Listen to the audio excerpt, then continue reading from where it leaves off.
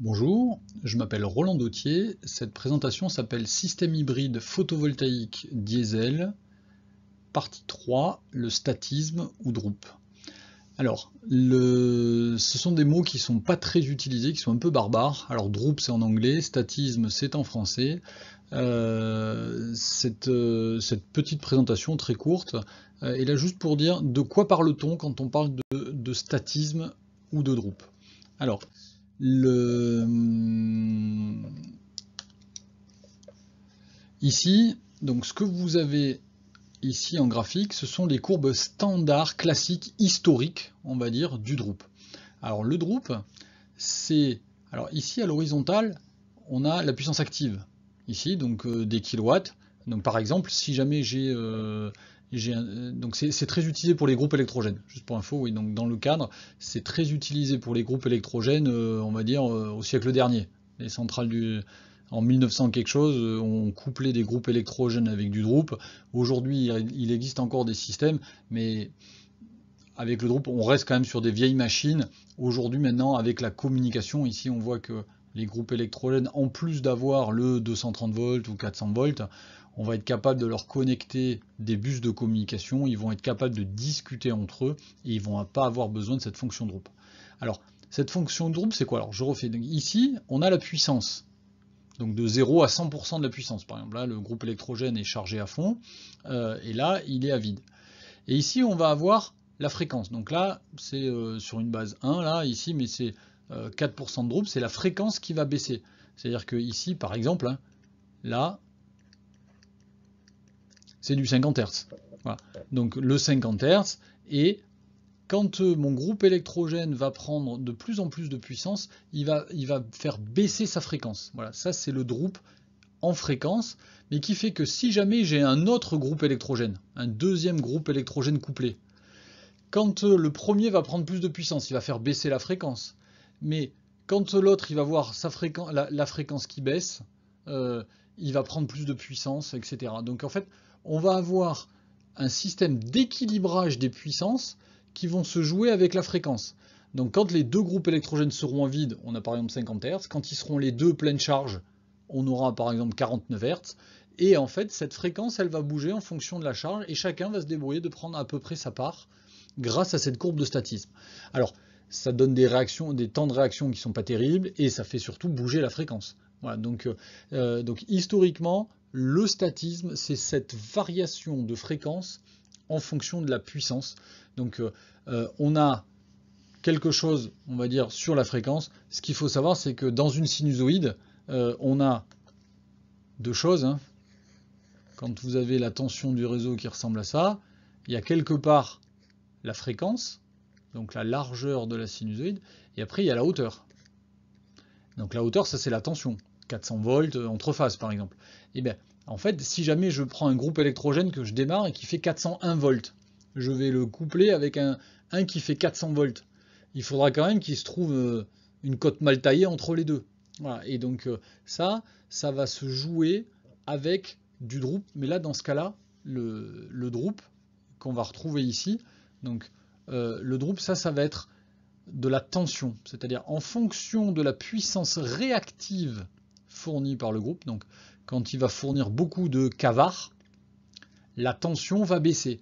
Et donc ça va permettre aux machines de se répartir la puissance réactive qui va être consommée par le site et de pouvoir aussi se partager, se stabiliser en termes de tension quand ils sont couplés, même à vide. Voilà, donc ça, c'est les deux courbes de statisme qui existent historiquement dans le couplage de machines tournantes, on va dire, de groupes électrogènes ou de plus grosses machines. Donc ça, c'est vraiment la base du mot statisme. Vous trouvez beaucoup de publications avec le mot DROOP. Et donc, DROOP, ça descend, quoi. Voilà, donc là, on a la fréquence qui bouge, la tension qui bouge en fonction de la charge. Et ça, c'est à comparer à des systèmes modernes. On va dire, on est en 2024-2025, on a des systèmes qui vont être isochrones. Iso, ça veut dire même, chron, vitesse, fréquence, donc même fréquence. Donc une centrale moderne, normalement, la fréquence, elle ne bouge pas. C'est 50 Hz, quoi qu'il arrive. Voilà, donc ça c'est ce mot isochrone, c'est à contrario du statisme qui va faire baisser la fréquence. En isochrone, on reste tout le temps à 50 Hz grâce au port de communication. S'il n'y avait pas de port de communication, on serait obligé de rester avec des courbes de Drup. Pour info, ces courbes de Drup, même dans une installation moderne, là vous avez par exemple des groupes électrogènes mobiles, dans une installation moderne, si jamais tout va bien, la communication fonctionne, vous avez 50 Hz. Si à un moment donné on débranche un fil de communication, il va y avoir une alarme, hop, hop, hop, attention, là j'arrive plus à communiquer avec mon petit copain, et donc tout le monde passe en mode dégradé, et donc on fait marche arrière, on retourne au XXe siècle, et on active la coupe de Drup. C'est pour ça qu'on dit que ce Drup-là, il est encore activé aujourd'hui, mais que en mode dégradé. Voilà. Donc un mode standard, c'est de la com, fréquence stable. Un mode dégradé, c'est j'ai perdu la com.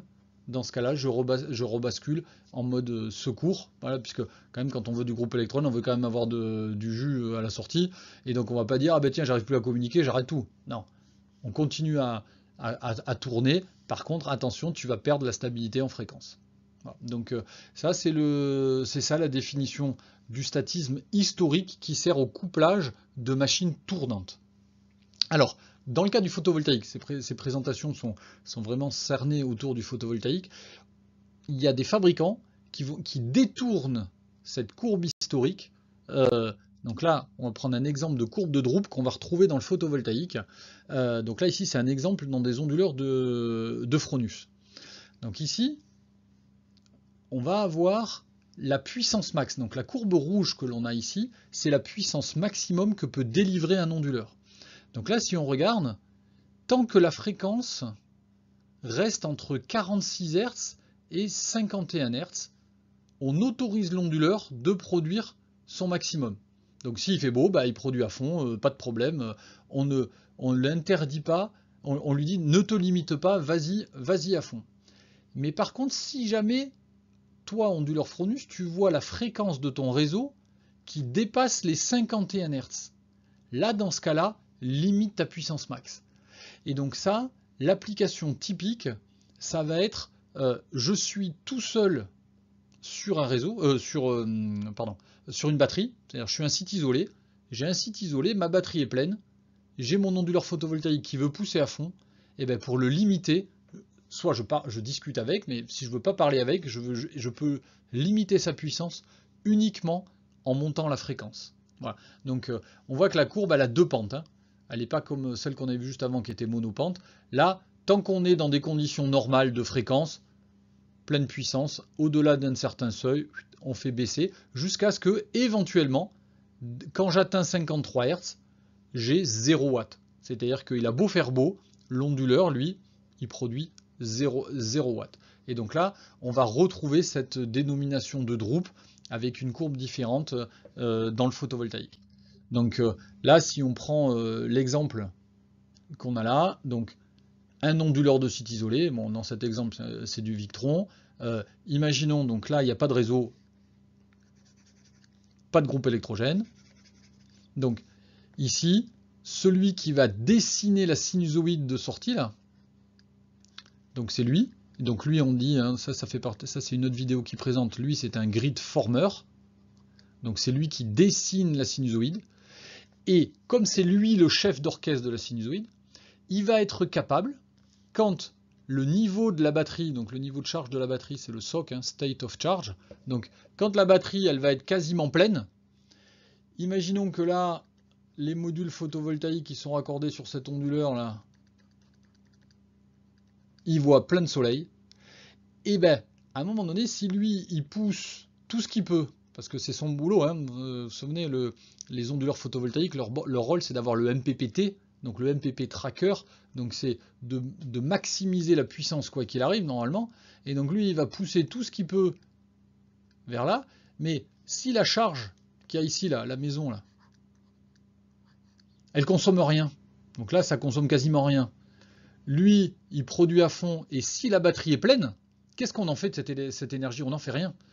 Donc il va falloir dire à cet onduleur photovoltaïque ici, on va être obligé de lui dire, toi, il faut que tu baisses ta puissance. Et comment on fait ça? eh ben c'est lui, comme il est grid former, c'est lui qui dessine la sinusoïde, il va monter la fréquence à 51 Hz, voire plus, jusqu'à ce que il trouve un point de limite. Si lui, il avait envie de pousser, je dis une bêtise, 10 kW, et que pour pouvoir maintenir la batterie en charge, assumer, on veut que 5 kW maximum, eh bien on va monter la fréquence jusqu'à, par exemple, à 52 Hz.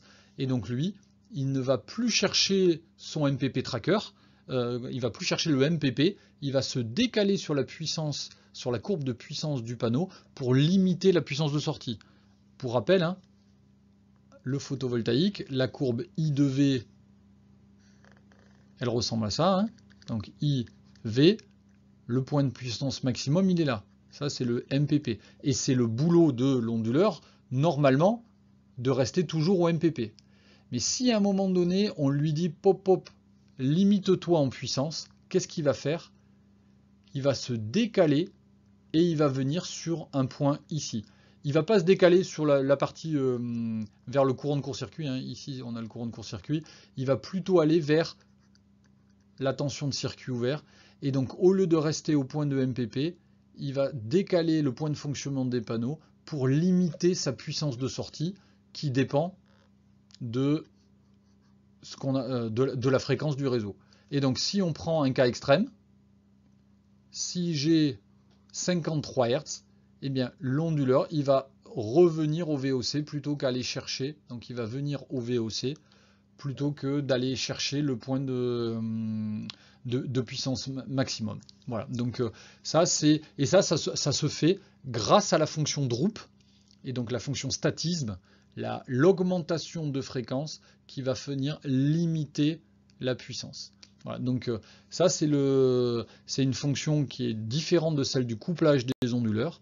On va utiliser cette variation de fréquence pour limiter la puissance max des onduleurs. Et donc on va retrouver dans la littérature les termes de droop et de statisme.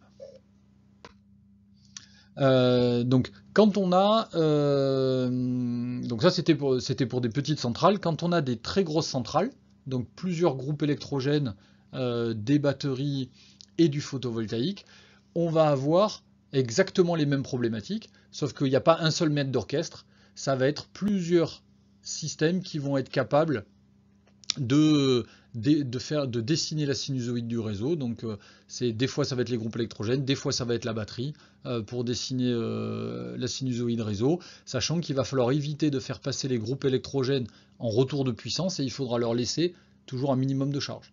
Voilà. Donc les courbes de statisme dans ce genre de centrale, étant donné qu'on a souvent là ici, par exemple c'est un hôpital, ça peut être des sites sensibles ici, le droop c'est pas sympa.